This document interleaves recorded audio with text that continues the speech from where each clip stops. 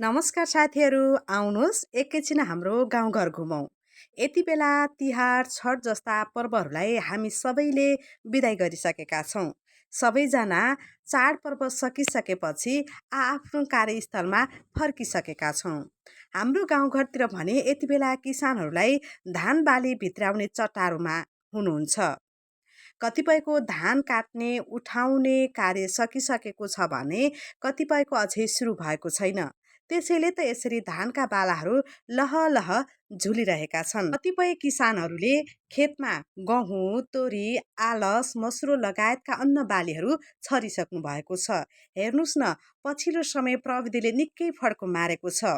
विगतका दिनहरूमा हलो, कुटो, कोदालो मार्फत धान, गहुँ लगायतका अन्न बालीहरू लगाउने गर्नु पर्थ्यो भने अहिले पछिल्लो समयमा विभिन्न मेसिनहरूको प्रयोगद्वारा धान लगाउने, काट्ने, जोत्ने, त्यस्तै गरेर विभिन्न अन्न बालीहरू लगाउने काम भइराखेको छ। पहिले पहिले किसानहरूलाई काम गर्नका लागि कामदारहरू नपाउँदा निकै गाह्रो हुन्थ्यो भने अहिले अत्याधुनिक मेसिनहरूको प्रयोग गर्दा किसानहरूलाई कम जनशक्ति, समयको बचत लगायत धेरै कुराको सुविधा पनि हुने गरेको छ। हाम्रोतिर धान बाली भित्र्याउने चटारो छ। तपाईहरुकोतिर के कस्तो हुँदैछ भन्नुस् है त।